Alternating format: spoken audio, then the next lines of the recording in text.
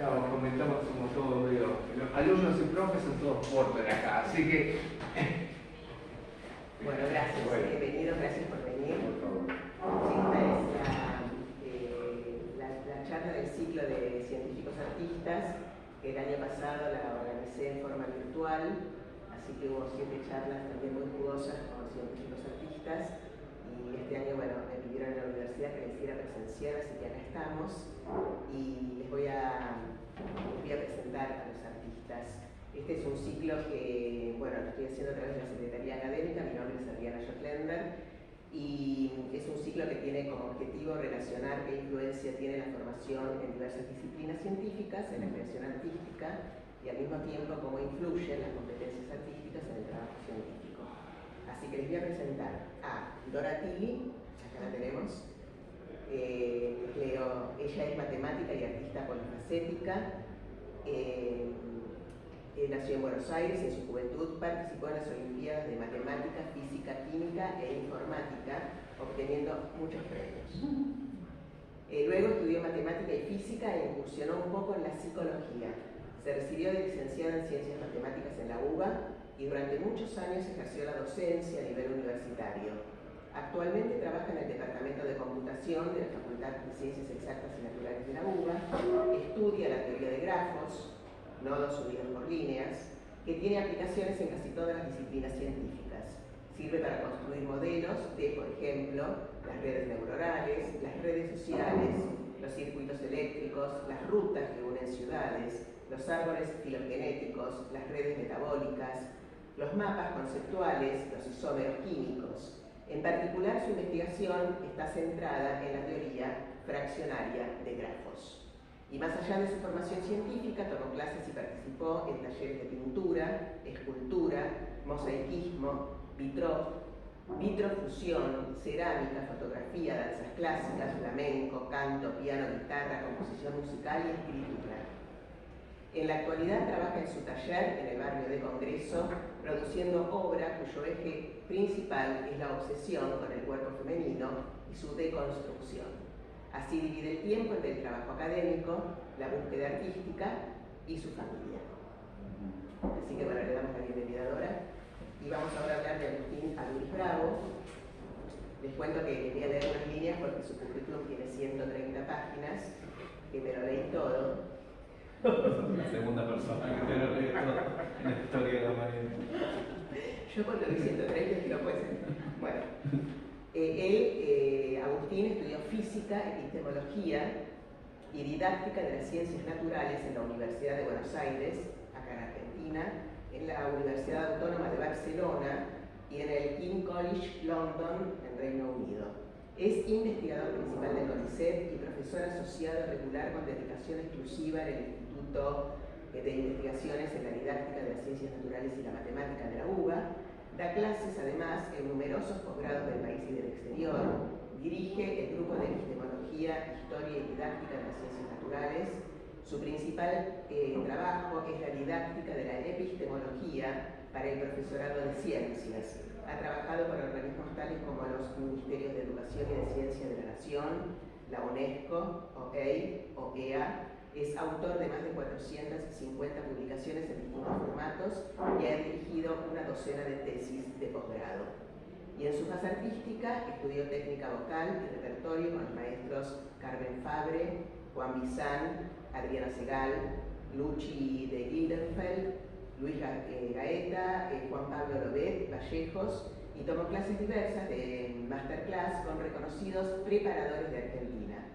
Desde el 2016 es miembro estable de la compañía lírica Giuseppe Verdi y participó en producciones operísticas en los teatros Avenida, Globo, Asturias e IF, y también en PIB, todavía en el PIB. Ha cantado como coreuta y solista en más de 30 producciones de ópera de diversas compañías líricas independientes, como Música en Escena, Ofeba, Celebrarte y Compañía Lírica del Sur. Entre sus roles comprimarios se encuentra el falsonotario, Don Pasquale, el Barbaboto y el marinero de la Gioconda, el marqués, el doméstico de Flora, y el mensajero en la Traviata y el tabernero en Falstaff. Así que bueno, estos son nuestros invitados de hoy. Así que damos la bienvenida a ese Muchas gracias. por estar.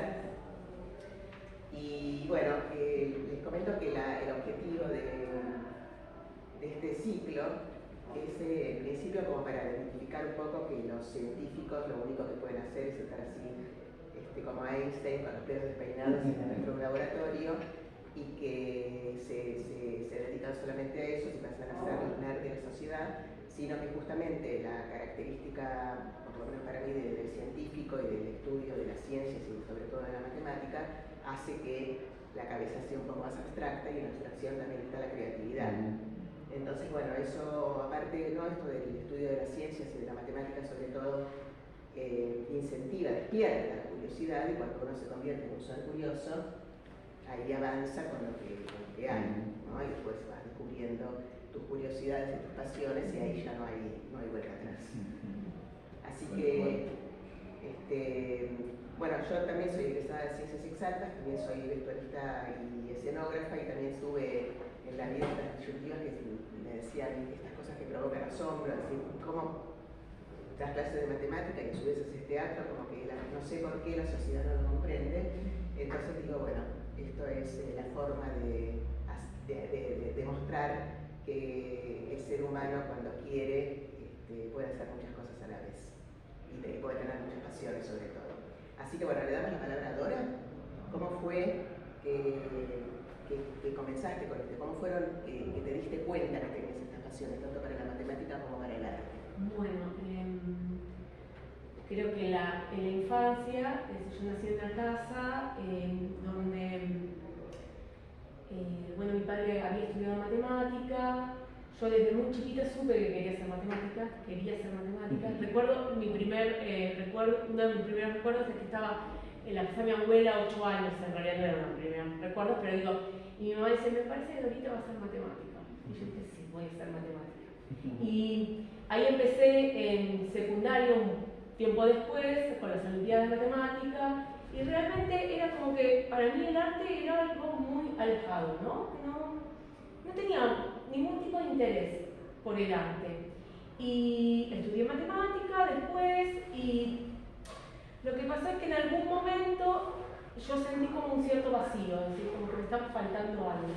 Es decir, me gustaba como a veces salir a pasear, imaginar historias, y entonces un día digo, bueno, pero yo quizás podría escribir, y es como que la matemática empezó como a costarme mucho porque me estaba faltando esa otra parte que estaba ligada a la fantasía. Es decir, yo soy una mujer fantasiosa en algún sentido, es decir, me gusta caminar y empezar a imaginarme cosas. Y hasta que no le di cabida a eso, a lo que era el arte, es como que tampoco pude cerrar un poco la parte de matemática, digamos, científica. Es decir, darle cabida a las dos cosas, es decir, ir como en paralelo.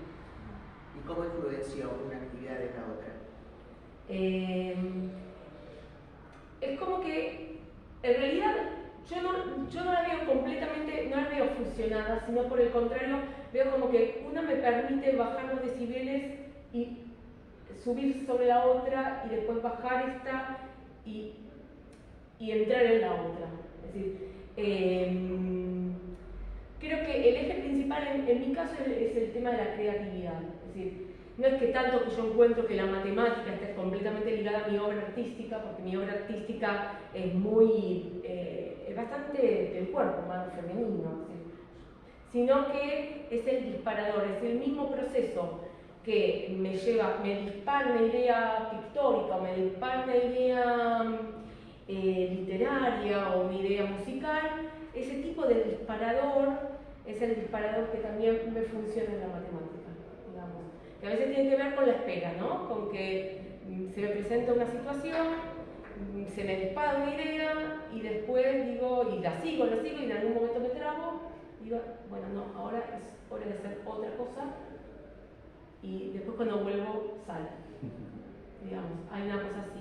Y para mí, digamos, como que es como un continuo cambio, es decir, hago matemática, paro un poco, no, esto no está funcionando, bueno, vamos a pensar algo artístico, y después paro, y bueno, volvamos a la matemática. Es un poco así, como subirse una ola y empezar la otra, una cosa así. Sí. ¿Y vos, Agustín, Y cómo hiciste? bastante diferente, bastante diferente.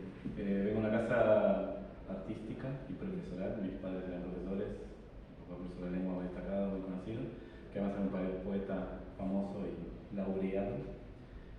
Había, para que se imaginen, 4.000 libros en mi casa. O sea, en todas las habitaciones menos el baño había libros. Vayan a casa y cuenten 100 libros y después hagan por 40 e imaginen cuánto ocupa eso. Y desde siempre las ciencias y las artes para mí estaban unidas, eran lo mismo y era mi curiosidad absoluta y voraz. Ninguna orientada a mi elección profesional o laboral. De hecho, como un niño bastante nerdo que era, nunca contestaba la pregunta de qué querés ser cuando sea grande. Para mí me daba lo mismo, un astronauta, que prima bailarina del Colón, que neurocirujano, o sea, nunca orientaba estas cosas hacia el trabajo. Tardé bastante en visualizarme como trabajador. Pero consumía buenamente ciencias naturales y artes diversas. Empecé por la plástica y después descubrí la música, en particular el canto lírico y la ópera, muy tempranamente con los 13. En ese momento como consumidor, aunque también comencé con clases de artes plásticas. Y en algún momento, como a los 12 años, uní ambas cosas porque yo dibujaba a lápiz escenografías de ópera o escenas de ópera, medio escenográficas, medio fantasiosas. Con el canto fue extraño porque yo tengo una voz baja, un bajo barítono, que son voces que tardan bastante en madurar. Entonces es el cuento cantito feo usualmente. Uno a los 14, 15 canta horrible, porque si bien la voz se empieza a poner profunda, son los pelitos. Todavía está inestable, ¿no? Es demasiado blanca. Entonces uno ve que los compañeros y las compañeras cantan bien y uno canta fatal. Y recién a los 18, 19, 20 que la voz se asienta. Y ahí es donde empecé a tomar clases de canto. Tuve muy destacados maestros.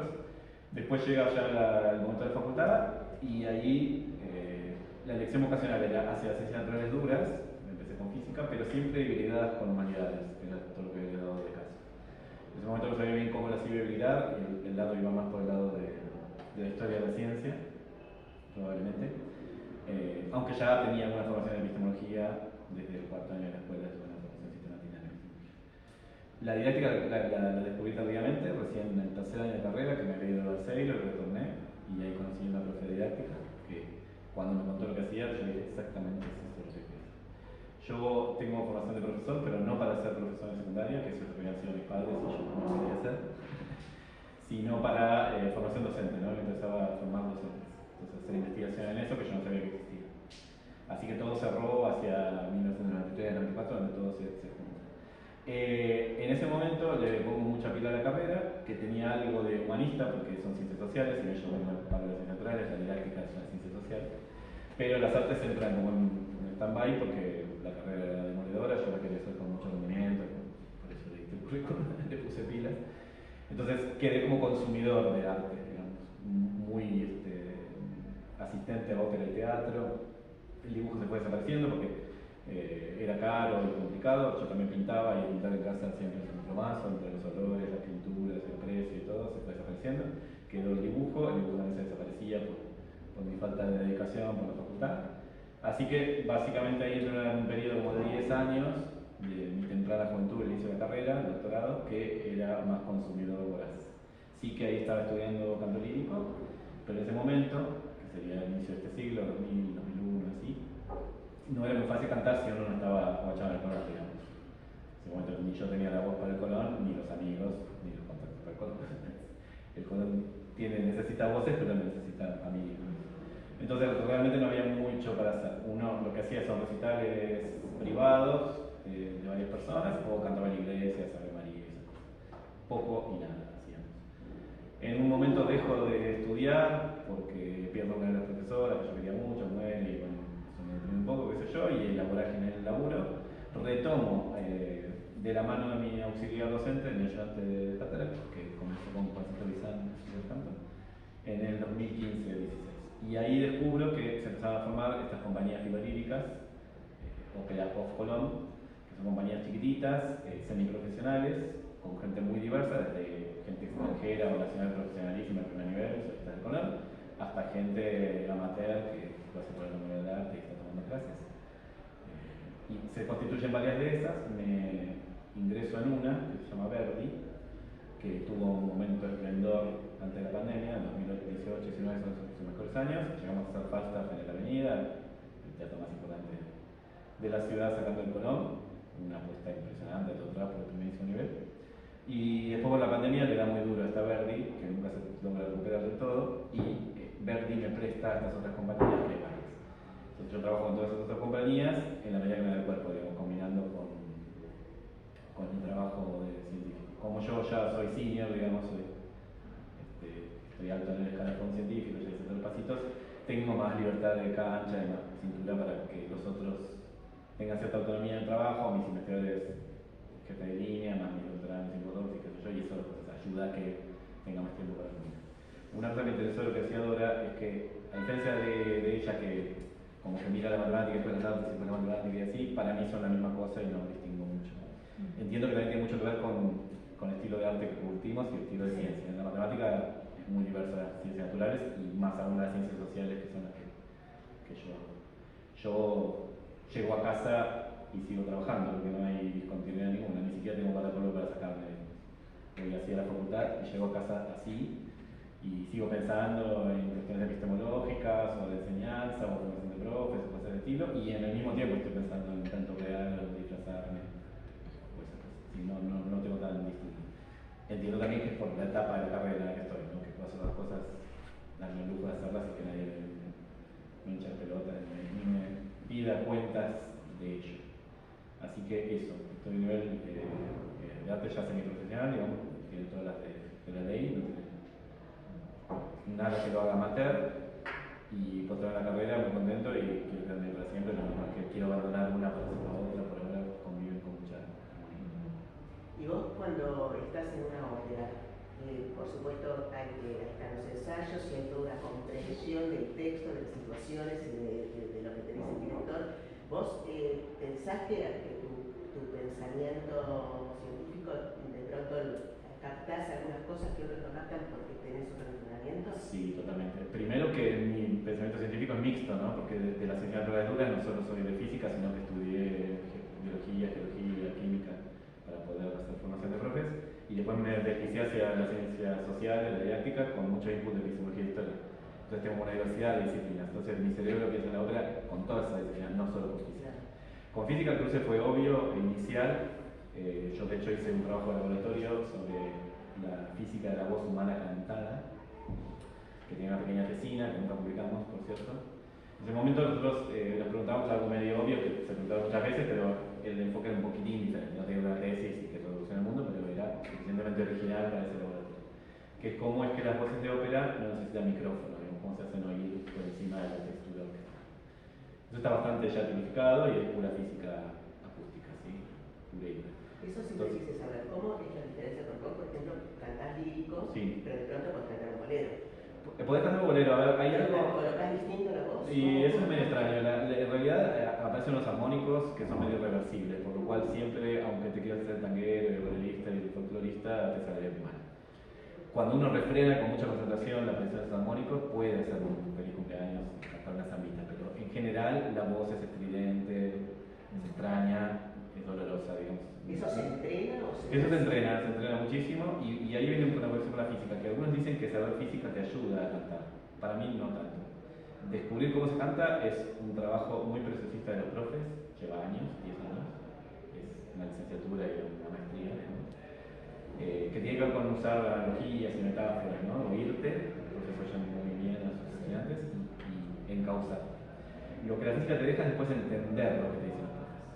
Dar sentido a por qué hay con la boca así o así, la garganta así o así, por qué la voz suena de esta manera, de esta otra. ¿Sí? Una cosa que tiene las voces de ópera, no sé si ustedes lo oyeron, es que las vocales aparecen todas deformadas, ¿no? Porque para distinguir, si ustedes vieron lo de altura, timbre e intensidad, ¿no? La voz tiene la altura más baja, más media, más alta, ¿sí? Y más fuerte y más débil. Y después tiene una tercera cosa que les permite a ustedes distinguir mi voz, ¿sí? del timbre, ¿no? La calidad del color del sonido. Pero a su vez hay un elemento del timbre que pocos estudiantes recuerdan, los que no pasaron por física no lo recuerdan, que es las vocales son timbre. Yo puedo cantar a la misma altura, con la misma intensidad, con el mismo color vocal, una O y una A, y ustedes saben que digo O o saben que digo A. Esa es una parte del timbre que no mucha gente conoce. Tiene que ver con algo que se llama triángulo vocálico, ¿no? Entonces en la ópera, para poder alcanzar esos volúmenes y esa textura, se deforma el triángulo. Entonces la O parece A, la I parece E, entonces se empiezan como chiruceses. Y la gente reconoce el texto porque reconoce el idioma y lo sigue, pero en realidad está muy deformado en la zona. La física te explica todo eso facilísimo. También cómo poner la bola y la garganta, la boca, los labios, todo eso explica. Lo difícil es al revés, que porque vos tengas, no sé, un postdoctorado en física, se puede cantar. Es bien difícil aplicarlo para el otro lado, que vos entiendas principios físicos y los apliques directo. Eso necesitas una mediación que es artística, que es docencia artística, y es muy extraña, totalmente metafórica. Dicen, por ejemplo, imaginar que tenés orejas de Dumbo, ¿no? O que te pega la mandíbula y se te cae. Todas imágenes así gore y extrañas, ninguna física. Los cantantes líricos no estudian física, no es necesario. En realidad, algún que otro maestro, que hay algunos pocos en Buenos Aires, son medio fisicistas, tienen una formación en acústica y en fisiología de la bola, del aparato, e intentan contar cosas de ese estilo. Hay un par por acá, bien conocidas. Milucha Toker, probablemente la más conocida de todas, ella hace un análisis de las voces humanas súper afinado y de hecho escucha los armónicos separados, es capaz de descomponer el color de las voces y después usa artefactos, ¿no? Usa software especializado para descomponer voces. Y ella te enseña esas cosas técnicas. Pero en general no estudian mucho física, saben cosas vagas de impedancia, que cuentan los maestros, y tampoco mucho de biología de la carrera. ¿Sí? Y los elencos, como los cursos saben que vos sos físico y... Los elencos saben, alguno que otro también estudia física, ¿Y te ciencia preguntan, natural. le enseñaste algo alguna vez en un elenco? ¿Se abrió la pregunta? Sí, en general como yo me asocio a ciencias naturales más general, por mi campo de la didáctica, preguntan cosas como todo curioso en el barrio, ¿no? Cosas de las noticias, cosas de tecnologías de punta que aparecen por ahí, cosas filosóficas como agujero negro, ecología. Entonces es medio todólogo, ¿no? Porque está muy fuera de mi alcance y de mi experticia. Entonces yo cuento cosas de divulgación que sé, o los remito a donde se puede leer, o consigo respuestas. Te cuento un caso muy particular bien interesante. Una cosa que yo estudié bastante son explicaciones científicas a mitos de diverso tipo, ¿no? Mitos bíblicos, legendarios, mitos de sentido común, folclóricos, cosas así. ¿Para qué estudio eso? No se los cuento, es un poco largo y extraño, tiene que ver con entender cómo son las explicaciones científicas y enseñarle a profesores eso. Cuestión que llegó a estudiar estas cosas. Y estudié, por ejemplo, los vampiros, estudié un montón de cuestiones así. Y una cosa que estudiamos es las abducciones extraterrestres. Esa gente que dice que vino una nave y la chupó y se la llevó y le hizo cosas y después la devolvió. La explicación científica para eso tiene que ver con desórdenes del sueño, ¿sí? Con gente que tiene unos desórdenes particulares del sueño, parasomnia se llama. Y estando en estos grupos de ópera, un compañero muy querido, ¿sí? Me escribe en WhatsApp y me dice: te tengo que contar algo que pasó ayer, muy extraño, bla, bla, bla, y cuenta una abducción. Él no le dijo abducción, para él era como que iba hacia una luz, hacia una criatura sobrenatural o divina, que lo aconsejaba, qué sé yo, y era todo calcado de paper científico. Así que yo le dije: ¿vos me permitís que yo te explique eso con ciencia? Sabiendo que vulnero, digamos, la parte en la que creo que esto es una experiencia trascendente. Si quiere pedir permiso, y cuando me dijo que sí, bueno, le bajé un bolquete de ciencia natural. ¿Sí? Expliqué que era algo muy común y que estaba bien identificado y bien pensado. Entonces, en general, las consultas que recibo no son físicas estrictas, sino medio todológicas, ¿no? La gente me asocia al nerdo científico y te pregunta, qué sé yo, desde las mareas hasta los cometas, hasta el centro del Sol. O sea, la gente creo que tiene mucha curiosidad No, por eso la por ciencia. supuesto, la gente tiene curiosidad por la ciencia, por supuesto, pero te preguntabas en particular en los elencos que están con el canto, si todo esto que vos sabés de la física, de las cuerdas vocales y demás, si lo explicaste alguna vez y alguien te preguntó si alguien se interesó también. Sí, expliqué alguna otra vez una cosa que es un error muy común de los que empezamos, o que empezábamos, yo ya no empecé, yo estoy más intermedio avanzado, que es que la gente cree que para oírse, para que te oigan, tenés que gritar. Si confunde la audibilidad o la propagación, que se dice correr en ópera, ¿no? La voz correr, ¿no? Con el aumento del volumen. Y esa es una equivocación fatídica porque en general, primero eso se extingue rápido, el grito tiene una curva así, digamos, se propaga a una cierta distancia, pero cae rápido, y además es fatal para la garganta, para esa burbuja. Entonces uno explica que en realidad te oís debido al timbre y no al volumen. El volumen es necesario, obviamente, para llenar una sala con el colón, necesita aire, pero tiene que ver mucho más con el timbre, ¿sí? Yo puedo estar hablando así, que estoy hablando bajito, pero soy de la última fila, ¿no? Se oye lo que estoy diciendo. Y eso es porque los armónicos están todos acá, ¿no? Tiene una gran cantidad de armónicos arriba, puestos todos acá arriba y se oyen mucho desde lejos. La gente que hablamos acá abajo, con chatos, con la voz blanca, y eso no se oye ni en la segunda fila. Entonces, como no veo caras de que no me oyen, empiezo a gritar más para que me quieran no. Entonces, eso sí lo explico para mis compañeros. Sí. Eso podrías explicárselo a cualquier docente. Exacto, de hecho, los docentes que son muy buenos, que ya pasaron difonías diversas, descubren esto solitos, ¿no? Y ponen voz de vendedor ambulante de subte, ¿no? Señoras y señores, bienvenidos. Van descubriendo una forma de hacerse audibles sin gastar mucho. ¿Vos das clases? Sí, durante años di clases en particular en CBC y bueno, también en exactas, ahora de vuelta estoy dando exactas en computación y sí, tengo mucha pasión para hablar cuando digamos un tema me interesa y sí, en particular en realidad di años y años y años y nunca tuve problemas con la voz porque, supongo que porque también es un tema del timbre y de un poco brillante cuando hablo y me expreso. Sí, pero sí di años, clases. Lo que pasa es que más a un nivel introductorio, digamos. Sí. Y también entrené alumnos para las Olimpiadas de Matemática, para las de Física, sí, durante al principio. Es decir, cuando yo salgo del colegio, digamos, termino el secundario, seguí en el mismo colegio dando clases, entrenando alumnos para las Olimpiadas, eso fue una experiencia muy, muy linda. Sí, fue muy, muy linda porque eran chicos, yo estaba muy cercana en edad, digamos, entonces yo termino el secundario y ahora estoy ahí en el mismo colegio, pero ayudándolos a ellos a poder trabajar. Y además, todo lo que es entrenamiento de Olimpiadas es muy lindo porque, claro, no es la matemática estructural, es, bueno, vamos a pensar un problema, claro.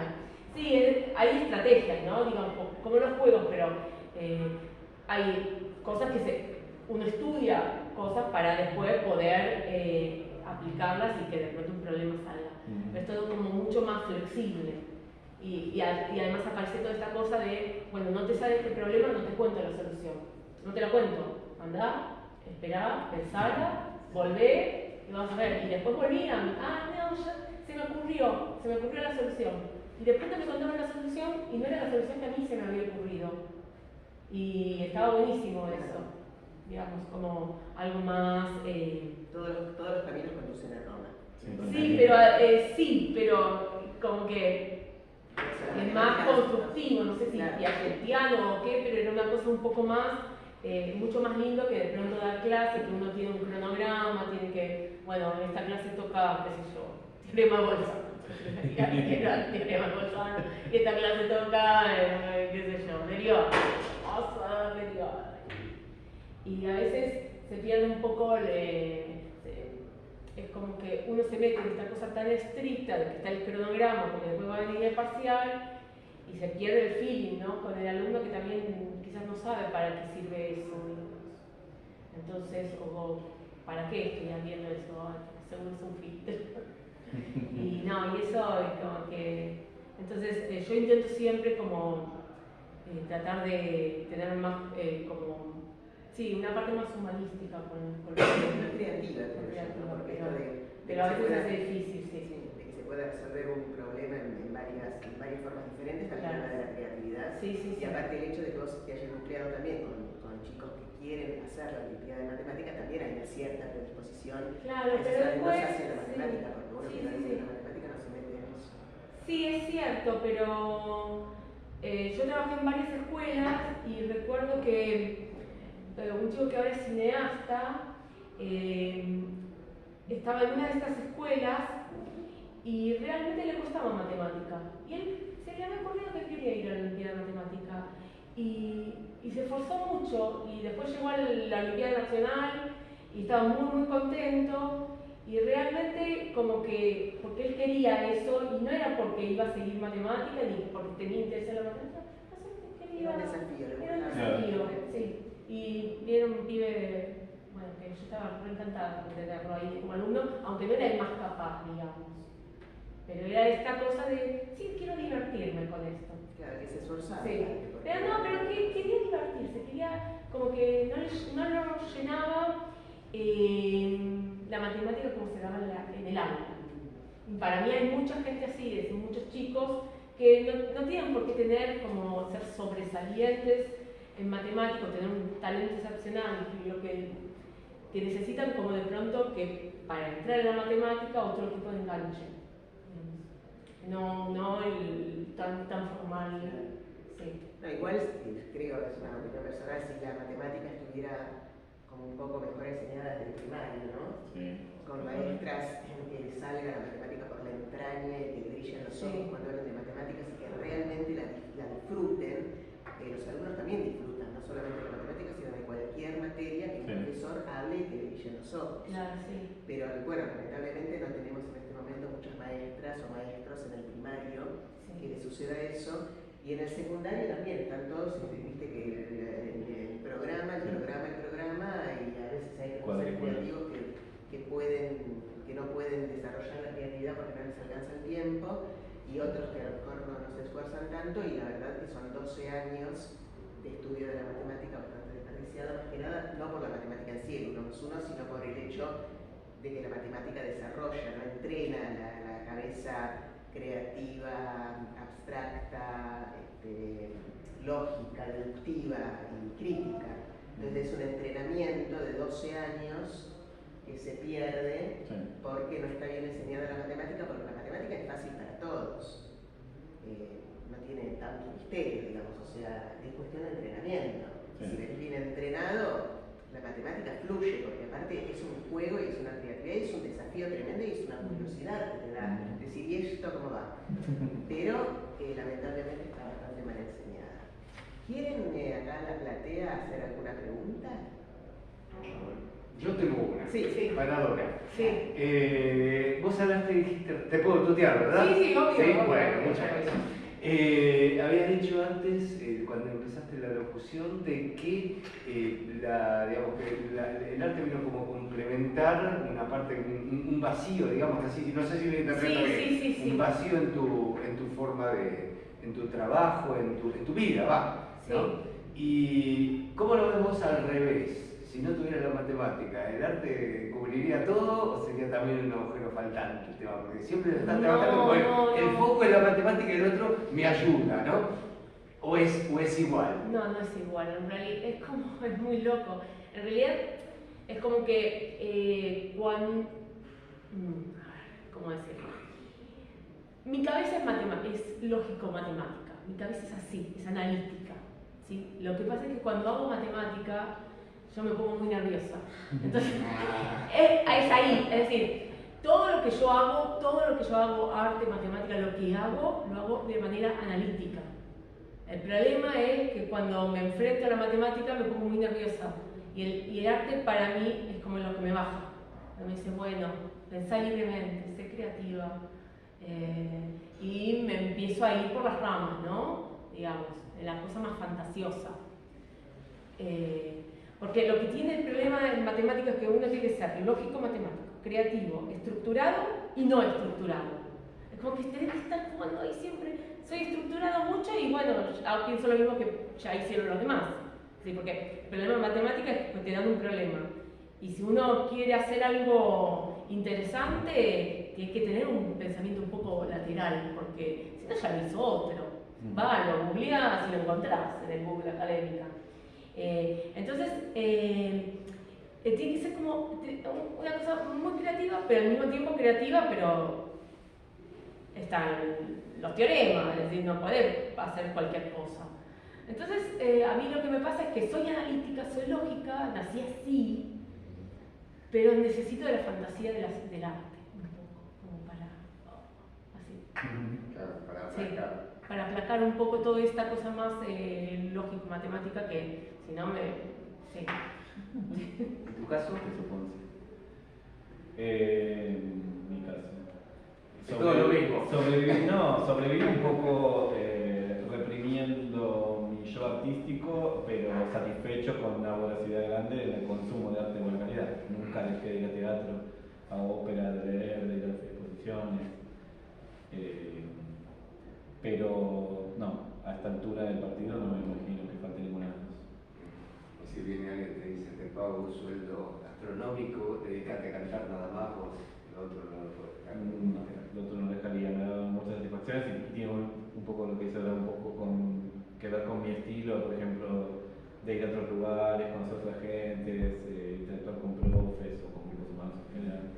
que creo que no lo podría hacer desde la fase artística, claramente. La estructura misma de la vida de un científico que más o menos le va bien es muy distinta a la del arte, aunque se parece a la de viajar y tener maletas hechas. Bastante diferente el día a día o la cronogramización, y me parece que extrañaría mucho la de las ciencias. Me acuerdo de esos memes que tienen 4 comidas que dicen que elijas una que se va a desaparecer para siempre. Si me haces desaparecer una de las 2, me pones en la prieta, no sé cuál desaparecerá. Algunos dicen que como, por ejemplo, mi ayudante, que tiene una carrera científica, un doctorado, lo mismo que yo, y es también un incipiente o amateur cantante de ópera. Conforme se acerca la jubilación, sí se ve más abandonando la ciencia y dedicándose lleno. Yo estoy un poquito más lejos, no mucho más, pero no sé si me pasaría eso. No creo que en algún momento suspenda del todo la parte científica y diga, bueno, ahora sí tengo todo mi tiempo, etc. Yo lo que creo es que las pasiones no se jubilan. Sí. Entonces, o sea, uno deja de hacer algo cuando se desapasiona. Si estás apasionado con todo lo que haces, uno muere con todo eso, ¿no? Creo que incluso hasta es también un objetivo de la longevidad, relacionar con la vida, encontrar cuál es la pasión de uno y desarrollarla, porque eso es lo que te da vida y lo que te permite levantarte a la mañana, que te brillen los ojos, que te dé ganas de hacer cosas porque encontraste tu pasión y aparte encima la podés desarrollar, ¿no? Mira qué felicidad. Pero yo creo que la pasión no se jubila. No se aprieta un montón, me parece. Aparte que da la impresión a mí, no sé si será así, que en ambos casos, pero sobre todo en el tuyo, me da la impresión que de hecho debe tener así 2 facetas que a la vista de la sociedad son un poco contrapuestas, como que te permiten, esa faceta contrapuesta te permite brillar un poco más en el ámbito, digamos, en el ámbito de la física, la faceta, digamos, artística, en el ámbito del arte, la faceta científica. No sé si será así lo que piensa, no sé, Dora, porque puede estar más o menos Quizás lo mismo. Con una ello, buena no me queda duda lo que piensa. Somos muy diferentes, ¿no? Sí. A mí se me confunden, yo casi Claro, lo mismo en un lugar y en otro. Vos es como más un personaje del arte, un personaje de la ciencia, que está más separado. Sí. Pero me quedé pensando, perdón. Vos dijiste que tenías 4.000 libros en tu... Mi papá tenía. Yo vivía rodeado con Bueno. los libros de mi padre. ¿Cuánto es eso en una biblioteca? Enorme. Son como... No, estaba pensando, si un libro más o menos tiene 1 centímetro de ancho, son 40 metros de libros, ¿no? 1 centímetro, 2 centímetros, más o menos son 40, 50 metros de ancho. Y eso es, en una habitación de 4 metros, son 10 estanterías, ¿es posible? Sí, pero Bueno, entonces no es tan mal, porque mis padres debían tener una cantidad similar. Bien, está bueno. Digo, creo que esa es una cosa que una vez mi marido, que es físico, es matemático, en realidad me dijo, notas que cuando éramos muy jóvenes íbamos a las casas de amigos, todos que iban a la Olimpiada de Matemática, y un día me dice, ¿notaste que todos tienen libros? Es decir, eran los 90 en ese momento. Y yo lo miré con cara de sí, todos tienen libros. Y dice, no, hay casas donde no hay libros. Sí, tal cual. Hay casas, y creo que, porque vos decís, bueno, mi camino es muy diferente del de Dora. Pero en realidad quizás el camino era ese, el camino es igual en el sentido de la cantidad de libros o de este... como yo, claro, yo no podía tocar los libros de mis padres. Es decir, mi papá había estudiado matemática y también filosofía. Tenía libros de matemática, de filosofía, de biología, de lo que sea. Mi mamá era traductora de inglés y abogada. Entonces tenía libros de inglés y de abogacía. Además estaban los libros de las novelas, estaba Borges, a mi papá le gustaba la poesía. Entonces, y yo no había libros infantiles, por ejemplo. Había libros de todo tipo, menos infantiles.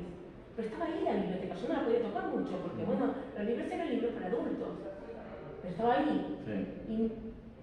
Y para mí eso, por ejemplo, es una de las cosas que a veces se pierde cuando uno dice, bueno, está bien, mis padres eran literatos y nada que ver con Dora, que eran más del área de la matemática. Pero, digamos, fuimos como privilegiados. Porque ni siquiera es estímulo. Mis padres, por ejemplo, no consideraban que los niños debían tener libros infantiles, pero estaban ahí los libros y era muy importante. Sí. Sí. Esa cosa de, bueno, acá. Sí, te entiendo. Y me quedé pensando, en 20 minutos, por eso soy muy analítica en ese sentido. Pero 4.000 libros, ¿cuántos son?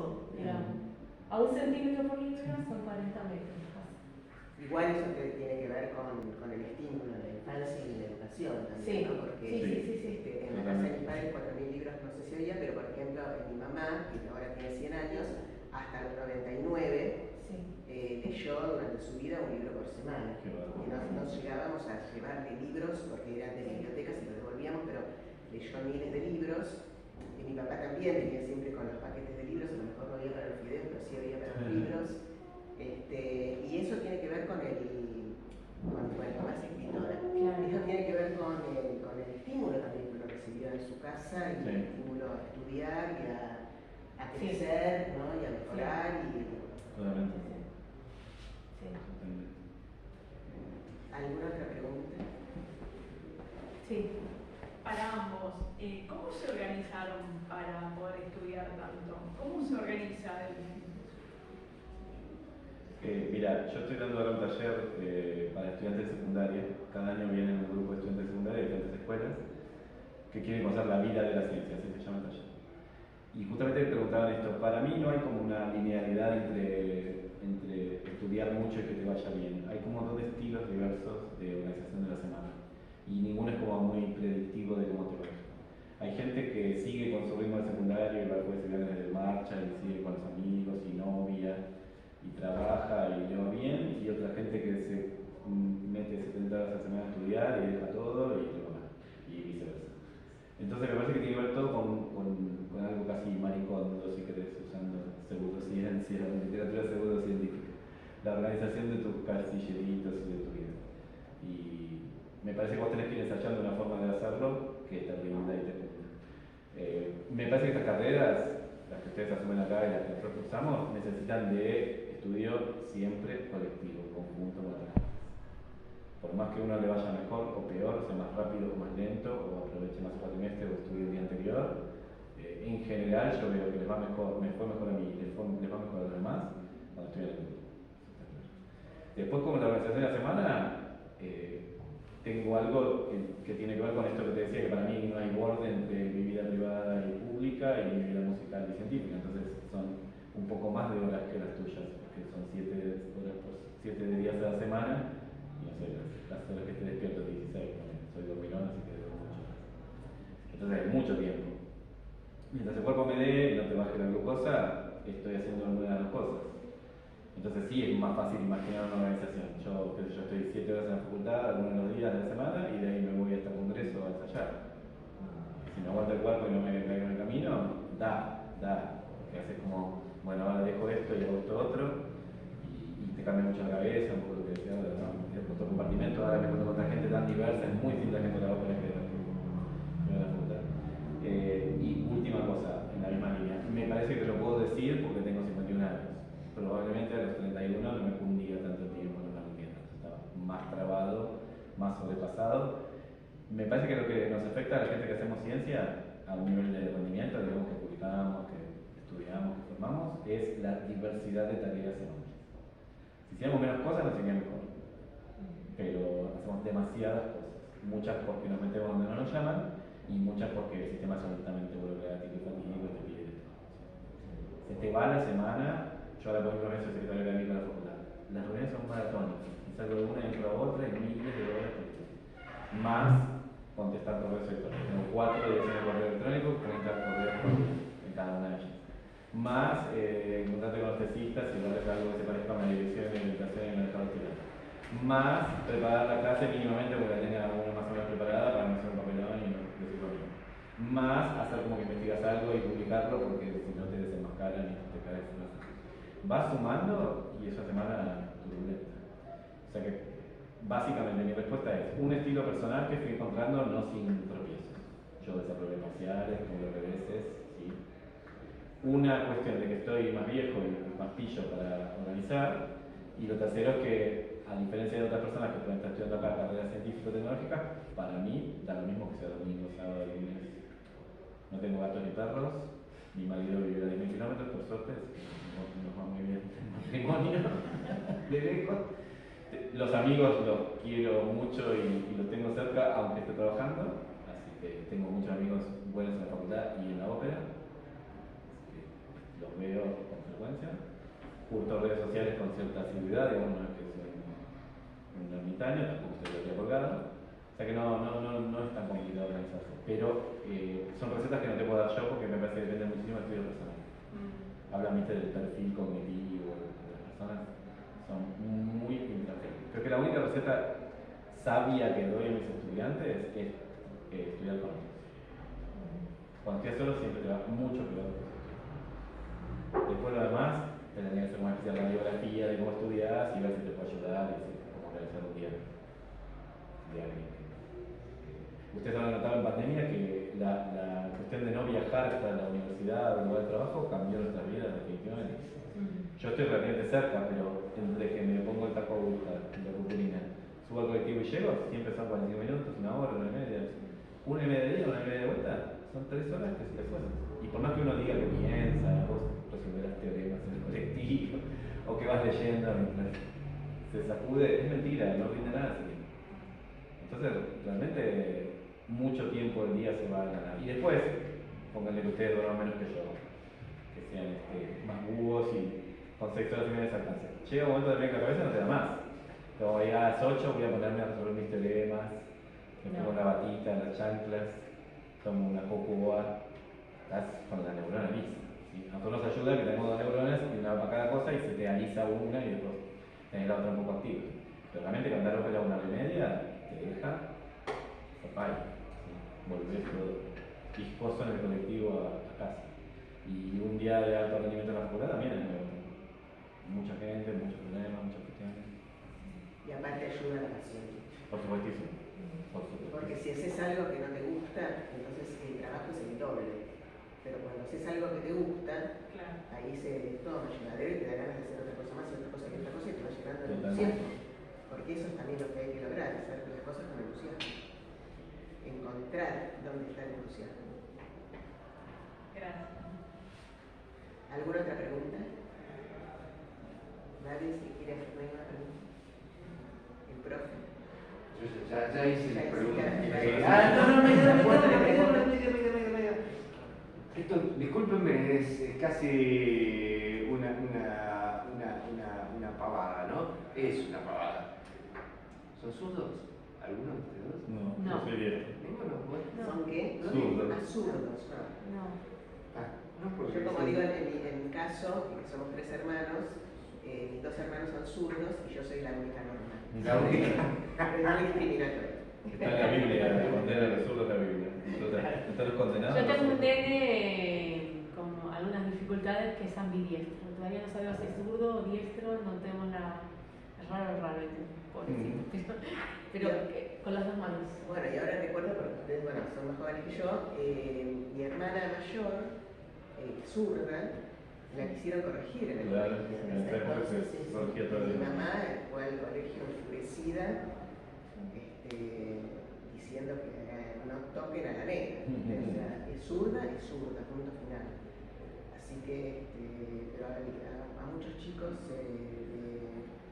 grandes ahora, la verdad que sufrieron un montón porque ser zurdo, ¿cuál es el problema?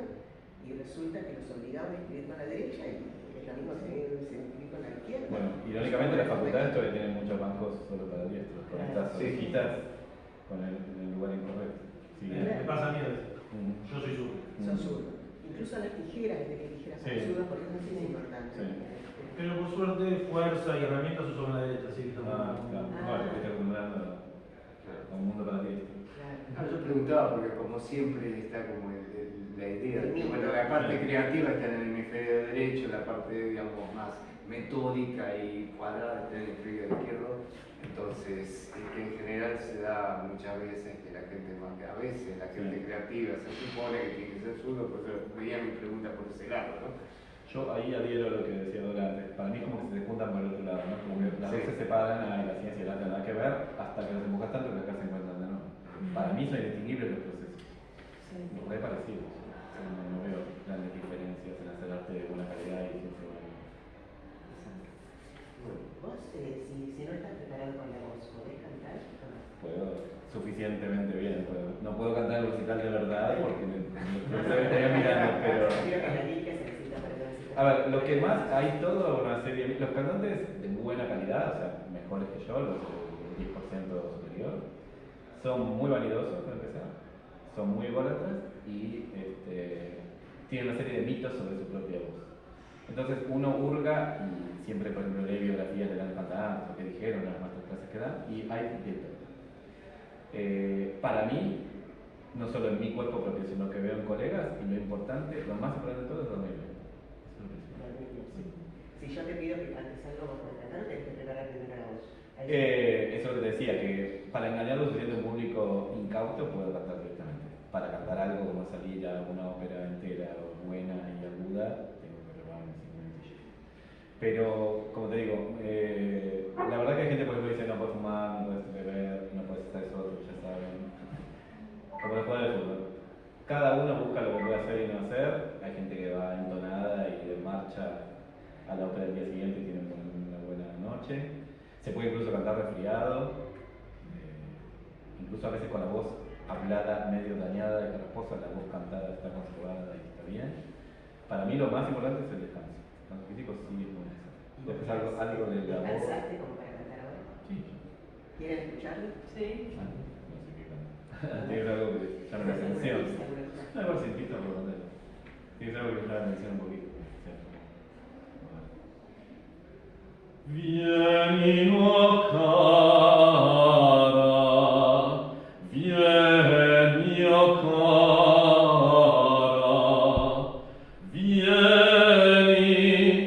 vieni, chin lacis retto, dolce diletto, amor prego.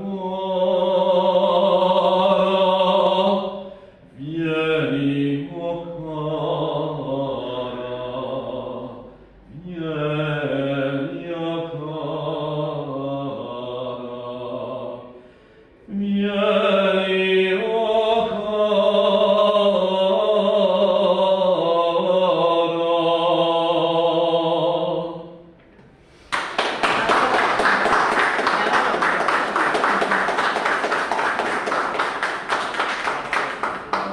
¿Y vos querés mostrar tu arte? Ay, sí, ¿lo dice? Sí, traje esta obra, traje una obra chiquitita, ¿sí? En general yo pinto y gramo. Vamos a ver ahora la web de ella para que vean el arte de ella. Esta es una obra de arte textil, son estos, es obvio que son patitas, o no, Sí. se notan que son patitas, ¿sí?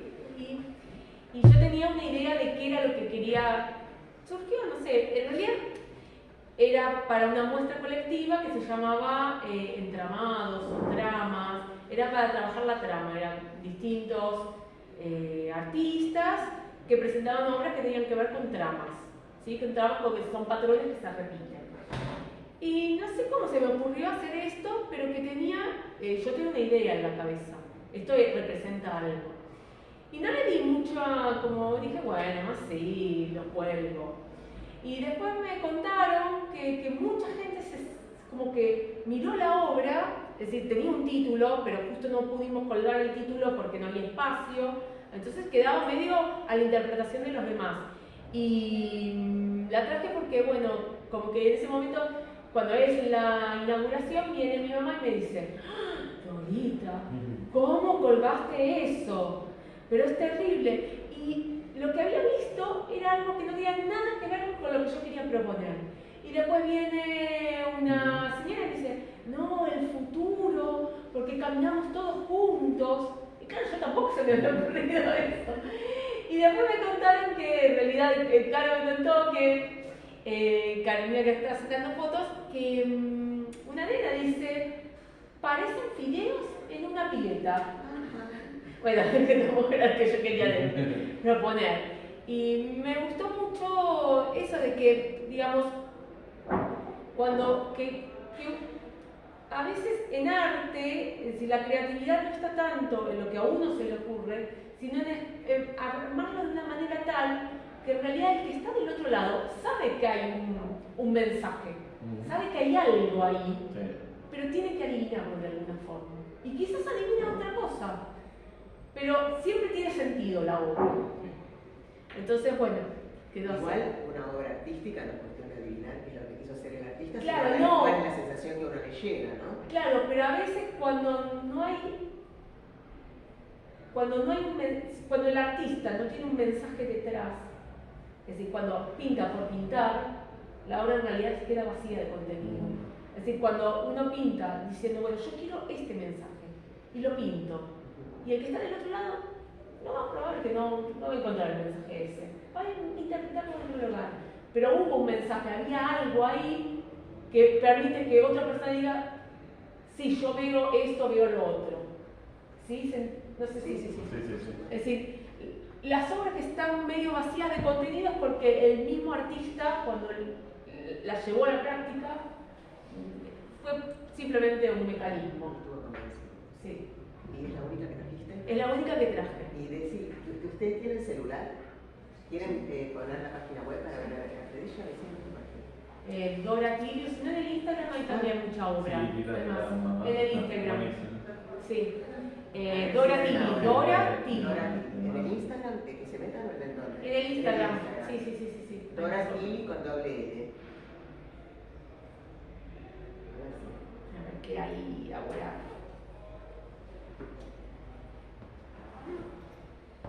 Estoy viendo Nadie me preguntó si voy a la facultad así, ¿eh? Nadie quiso preguntarme si voy a la facultad de las artes así.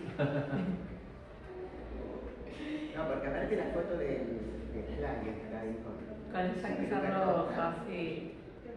Es como que la matemática, igual la física, es más racional, más perfecta, tiene una fórmula específica para llegar al punto que uno quiere llegar, y en el arte es como que te relajás de todo eso, y así como uno dice, bueno, todos los caminos conducen a Roma, en lo que sería quizá la matemática y la física, en el arte tenés miles de caminos, puede ser La una... matemática también Hay muchos Bueno. caminos, sí. Pero También. mucho por indagar.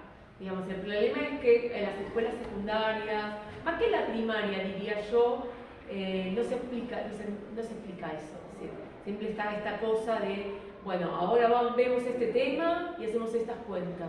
Y no hay una indagación. Yo lo veo peor aún en física que en matemática. A veces en matemática hay un profesor piola que dice, bueno, vamos a hacer esta cuenta o les propongo este ejercicio y piénsenlo ustedes. Pero en física es para mí mucho peor, porque está toda la física teórica y parece que lo que todos se olvidan es que el fundamento de la física es una ciencia natural, que en particular está el laboratorio detrás. Claro. Y entonces parece como bajado, como si fuera Dios, que te baja la física. Y en realidad lo lindo es que no, te vas al laboratorio y quizás las cosas dan otra cosa. Sí. Yo también te diría algo al revés, que las artes, cualquiera sean ellas, llevadas a buen puerto, digamos, con alta calidad, tienen muchísimo de analítico, de cuadrado, de calculado, de exacto, de preciso. La lectura musical, la rítmica, todo eso es enormemente preciso. Claro. La fabricación y ejecución de instrumentos también. La música tiene mucha matemática. Mucho. Y las artes plásticas también. Ahora uno ensaya a romper esas reglas, pero las tiene que conocer muy bien para romperlas. Así que, aunque hagas un arte más de contracté actual o más de polirrubro, conoces muchas reglas matemáticas, físicas. No, igual, bueno, la música es un ritmo y es como un poco más estructurado, pero yo creo que un artista, para dedicarse a pintar, también cuando pone la tela en blanco, tiene un pensamiento, y un pensamiento que es un pensamiento deductivo, donde digo, bueno, pongo esto acá, pongo Es esto que allá, quiero hacer. Por eso es un pensamiento lógico-matemático, es un pensamiento que te entrena la Que matemática. tiene que ver también con esto, con el mensaje, que uno tiene una idea anterior, algo que quiere decir, y después lo que sale en la tela sale cualquier otra cosa. Bueno, es decir, una cosa que el que mira quizás no adivina ese pensamiento de uno, pero como hubo un pensamiento, el que está del otro lado dice, sí, acá hay conexión. Claro, pero aparte siempre hay un pensamiento, porque para la elección del color hay un pensamiento, para la elección de la forma, para poner esta mancha acá, que después decís esto no me gusta por tal motivo, entonces lo pongo desde otro lado, y a partir de un disparador que tuviste en el sueño decidiste que ibas a cambiar esto y todo. Esta forma de pensamiento, esta hilación, yo contribuyo al pensamiento matemático. Creo que eso es lo que entrena la matemática que está tan mal dada. Eso, el hecho de poder deducir, abstraer, volver a deducir, crear y hacer toda una lógica de pensamiento que lo plasmas en un arte abstracto, pero que hay una lógica de pensamiento detrás que te lo entrena la matemática fácilmente, pero bueno, son 12 años de la nada. Bueno, ¿tienen alguna otra pregunta para hacer? ¿Algo que les haya quedado en el tintero? ¿Ustedes qué estudian? Informática. ¿Y cuál es tu materia? Informática, son todos alumnos míos. Ah, de informática. ¿Y qué en particular de informática? ¿Qué tema? No, es informática, es la materia introductoria de la informática a toda la carrera. La primera vez que ven. ¿En qué programa? Programamos en Python. En Python, claro. Sí. Entonces empezamos todo el tema de los métodos de informática, la metodología, la introducción a los. ¿Y que los ejercicios son más teóricos o es algo? Es decir, hay teoría, que sería la parte de la explicación de las estructuras, sí. Y después ellos hacen problemas. A veces tiene que ver con la motivación de encontrar ese problema que la computadora pueda resolver y que uno lo motiva. En realidad, a esta altura, más que la búsqueda del problema, del límite de los problemas, se trata de buscar el problema didáctico que explique cómo funciona. Claro. ¿No? Eso debería ser buscar los paralelos con las cosas que ya conocemos para que sea más fácil de entender. Es introductorio todo esto, ¿no? Es que darán desafíos más grandes luego. No, pero aparte es introductorio en un mundo donde ellos ya nacieron con la computación. No, pero ¿sabes una cosa? Yo lo que veo, hay un temita, y Dora probablemente esté de acuerdo conmigo, no sé, espero que esté de acuerdo conmigo, que las nuevas generaciones lo que tienen es la computadora, más que la computadora, hasta que se casi diría celular, lo ven como usuario. Nosotros tenemos que invitar a ponerse del otro lado del mostrador, ¿no? A desarrollar aplicaciones. Yo fui adolescente en los 90 y digo que la mejor adolescencia fue la de los 90, perdón por la parte política. Digo, porque fue un momento que aparece la computadora personal en muchos hogares, no en la mayoría claramente, pero aparece, pero es una computadora que si uno no programa, no sirve para. Bueno, estaba el Word, sí, la cosa que era más de oficina, pero que uno le sacaba el jugo cuando tenía que programar. Entonces, y ahí estaba buenísimo. Claro, uno no era usuario como de un celular, no era que estaba todo servido en bandeja. El problema es con los celulares que está todo servido en bandeja. Ya hay una aplicación que calcula, si vos querés calcular algo, ya está, hay una aplicación que ya lo hace. Porque son usuarios. Claro.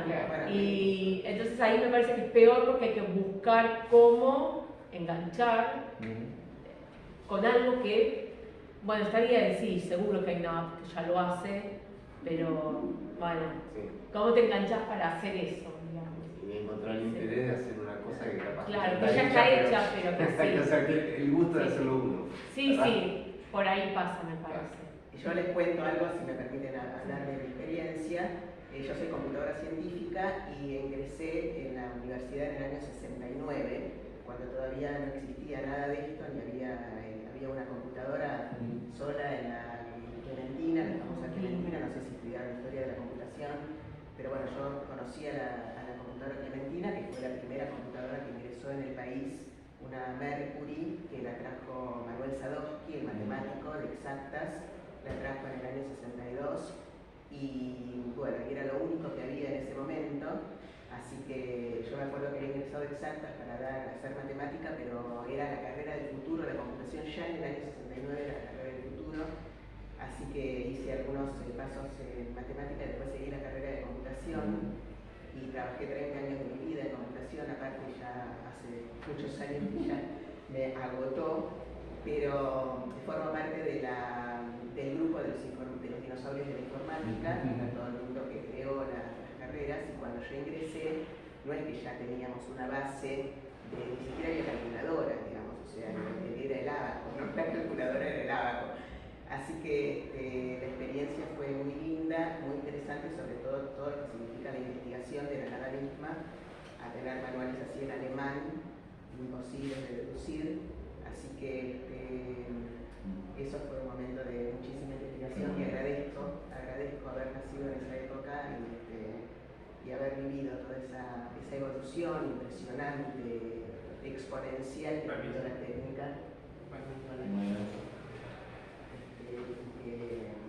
Y bueno, y ahora la computación es otra cosa. Así que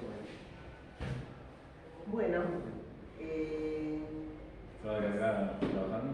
¿Qué? ¿Se van a quedar acá trabajando? No, ahora nosotros vamos, creo que tenemos un laboratorio libre, así que nos vamos a ir al laboratorio, ya tenemos todas las computadoras, nos vamos a ir para bueno, porque así pensé que como estabas dando las clases virtuales que ibas a aprovechar el aula, está Sí, no, pero creo que vamos a ir al otro laboratorio que tenemos las computadoras. Justamente me averigüé porque ese es un problema acá, que hay, los martes hay un problema de disponibilidad de aulas.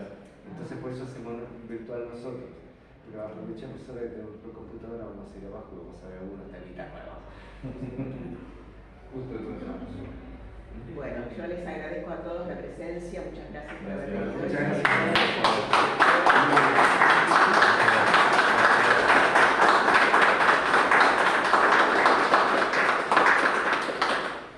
Espero que les haya interesado y bueno, nos vemos la próxima, les aviso de nuevo cuando hago la próxima charla. Muchas gracias.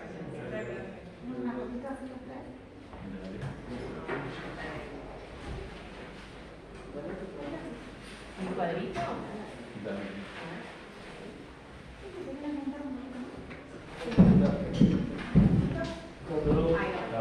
Muchas gracias. Gracias. Él estuvo en la ópera de México. Espera un segundo. ¿Esta nueva versión? ¿Cómo? ¿Esta nueva versión? ¿La de semana? Chao, gracias. Porque la semana pasada de otros muchachos. No, pero el tema es tuyo. Yo lo vi. Porque fue uno de los dos. Puede ser que haya cambiado. Claro. No sé, pero era No tiene. Un flaquito. Muy bueno compañero. ¿Vos sabés que yo cuando salí, tenés un minuto? Sí, yo estoy acá, me quedo acá. No, porque cuando yo salí de la ópera, a la que conozco es a Daría, la soprano, Claro. Daría Cobas, que es soprano y aparte es la que hace la prensa. Y yo ya antes me había preguntado por qué estaban los directores de los bailarines en la gacetilla que me pareció realmente doloroso, porque no se puede tener gente arriba del escenario y no ponerla en la gacetilla y no tiene nada que ver con la cooperativa. Entonces me dijeron que eran gente que eran por ahí que notaba, ¿no?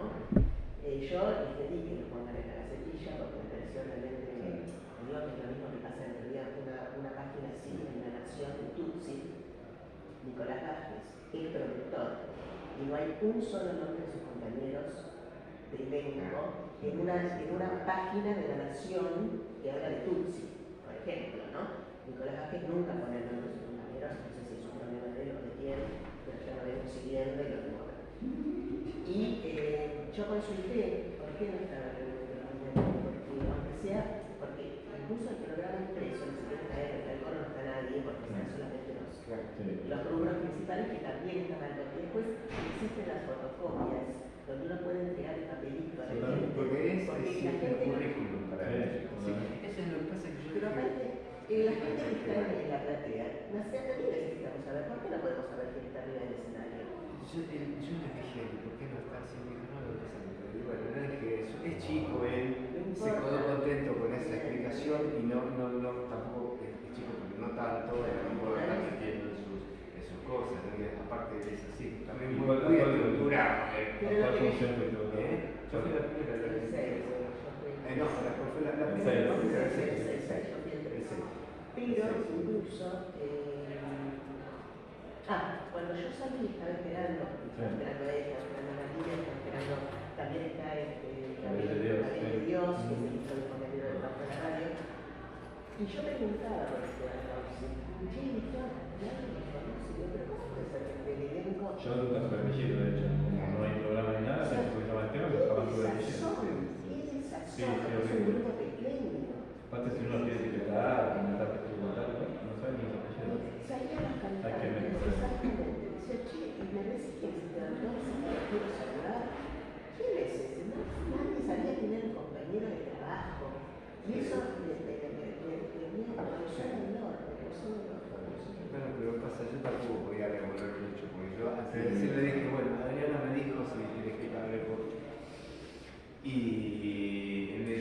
me dio esa explicación y yo tampoco puedo andar, porque no es. Él solo va a Pero, aprender que claro, se tiene que hacer, hay que empezar los pechazos ahí, a hacer celular, pero bueno, ¿qué va a hacer? Gente, muchísimas Gracias a gracias. vos, Me encantó. Y por favor, decime, no sé, ¿esta grabación la van a poner a un lado? Porque yo justamente la quiero que la vea Esteban. Bueno, perfecto.